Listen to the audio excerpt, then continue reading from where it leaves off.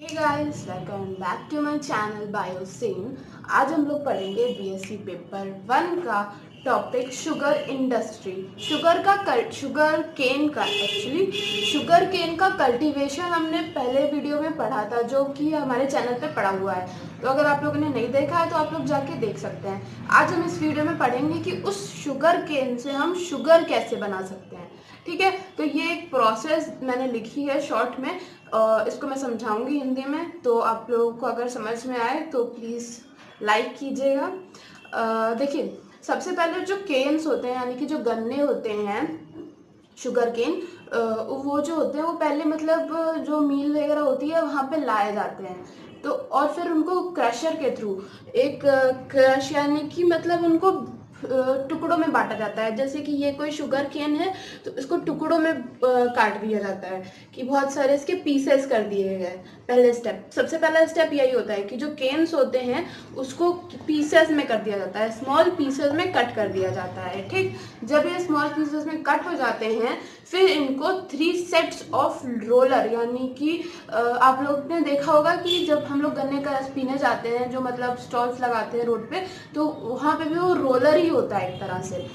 लेकिन जो मील में होते हैं वो बड़े रोलर्स होते होंगे। तो 3 सेट्स ऑफ रोलर से निकाला जाता है। तो जो पहला फर्स्ट रोलर होता है, जो जब फर्स्ट रोलर से हम गन्ने के पीसेस को निकालते हैं तो उसमें से ऑलमोस्ट 2/3 जूस निकल जाता है। ठीक है, और फिर जब हम उससे निकाल देते हैं, फिर जब सेकेंड रोलर पे जाने की बारी आती है तब हम उस पर पानी थोड़ा सा छिड़क देते हैं ताकि उसमें नमी आ जाए और जो बच्चा खुचा जो जूस है वो डाइल्यूट फॉर्म में आके सारा का सारा जूस निकल जाए। तो फिर क्या करते हैं, सेकेंड रोलर में जाते टाइम उस पर हम पानी छिड़क देते हैं और फिर पास करते हैं दूसरे रोलर की तरफ, ताकि जितना भी मॉइस्चर है वो सारा निकल जाए।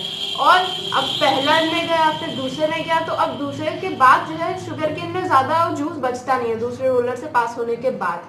तो जब तीसरे में जाएगा तो फिर वो बोन ड्राई यानी कि एकदम सूखा सूखा सा, मतलब एकदम घास जैसा गन्ना निकलेगा। उसके बाद जब उस रोलर से निकलेगा तब उसके बाद जो गन्ना होगा वो एकदम सूखा सूखा सा होगा, जिसको बहुत सारे यूजेस में लिया जा सकता है, जैसे कि हैट्स बनाने में, बास्केट वगैरह बनाने में यूज किया जाता है इस बोन ड्राई वाले गन्ने का, यानी कि सूखा गन्ना जिसमें बिल्कुल भी रस नहीं बचा हो। देखा होगा आप लोगों ने, स्टॉल वगैरह पे जाते हो जब जूस पीने, तो जब गन्ना एक का जब एकदम गन्ने का जब रस पूरा निकल जाता है तो उसका जो लास्ट में जो गन्ना बचता है वो कितना ड्राई यानी कि सूखा सूखा सा हो जाता है, घास जैसा करके, झाड़ जैसा। फिर इसमें अब जब हमने जूस निकाल लिया यहाँ से, हमको शुगर केन से हमको जूस मिल गया।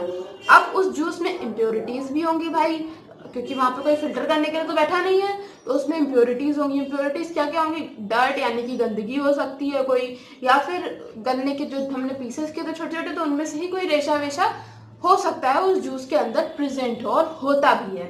ठीक है, तो अब उसके लिए हम क्या करेंगे, फिल्टर करते हैं उसको। अब उस जूस को हमने क्या किया, फिल्टर किया। पहले हमने जूस को निकाला, अब उस जूस को फिल्टर करेंगे। जब वो जूस फिल्टर हो गया अब हम उसको हीट करेंगे। ये ट्रायंगल का साइन जो है इसका मतलब है हीट, यानी कि गर्म करेंगे और उसमें सल्फर ऐड करेंगे। ठीक, तो क्या होगा, कोगुलेशन ऑफ प्रोटीन, यानी कि जो भी प्रोटीन होगा वो उसका वो एक पास आके जुड़ जाएगा। ठीक है, उसके बाद उसमें हम लाइम ऐड करेंगे।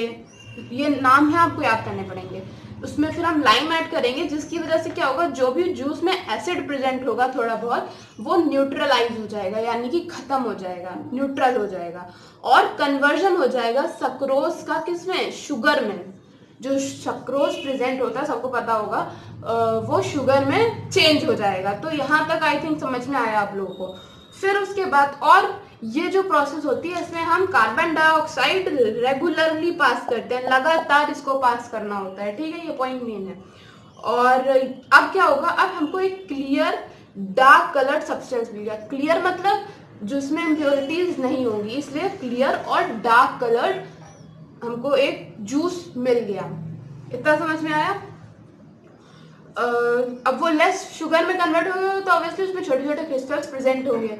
अब क्या होगा, अब हम उसको जब हम बॉईल करेंगे तो जो शुगर के क्रिस्टल हमको ऑब्टेन हो जाएंगे। तो अब हमको शुगर मिल गई।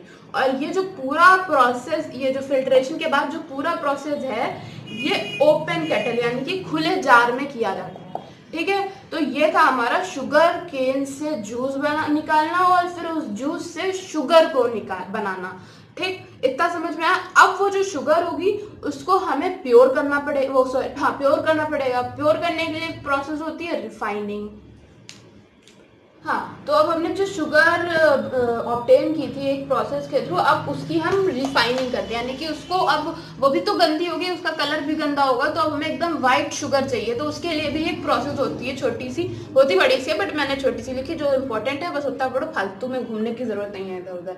तो रिफाइनिंग एक प्रोसेस होती है। इसमें क्या होता है, जो हमने शुगर वहां पे बनाई थी उस शुगर को हम पहले कुछ सेकेंड के लिए कह लो बॉइल, एकदम बॉइलिंग वाटर में डिप करते हैं। जब हमने उसमें डिप कर लिया फिर हम उसको वॉश कर लेते हैं। कतई वॉश मत करना, तो वरना वो तो बह ही जाएगी। तो हल्का सा वॉश करते हैं ताकि जो थोड़ी बहुत जो डर्ट इम्प्योरिटीज है वो निकल जाए। उसके बाद हम उसको सुखा लेते हैं, ड्राइड कर लेते हैं। स्क्रीन यानी कि उसको हम प्रोटेक्शन देते हैं बाकी चीज़ों से, जैसे कि मधुमक्खी बहुत जल्दी आ जाती है मीठे पे, तो इन सब चीज़ों से हम उसको बचाते हैं। एंड देन जब ये सारी चीज़ें हो जाती हैं उसके बाद हम उसको पैक्ड कर देते हैं। और ये जो शुगर होती है वो वाइट कलर्ड होती है। ठीक है, ये थी रिफाइनिंग की प्रोसेस। इसमें आप अपने आप से भी बना बना के लिख सकते हो। ठीक, अब आज का क्वेश्चन, अब हम आते हैं Q&A पार्ट पे। हमारे Q&A पार्ट में हमारा जो क्वेश्चन है आज का वो ये है कि शुगर केन से जब हम जूस निकाल रहे थे तो हम उसमें कौन सी गैस पास करा रहे थे पूरी प्रोसेस में, जो कि गैस पास कराई जाती है। मैंने आपको बताया, अगर आपने ध्यान से सुना होगा तो आपको अभी तुरंत आपके दिमाग में वो आंसर आ गया होगा। तो अब वो आंसर मुझे कमेंट सेक्शन में बताइए। ठीक है, thanks for watching my video.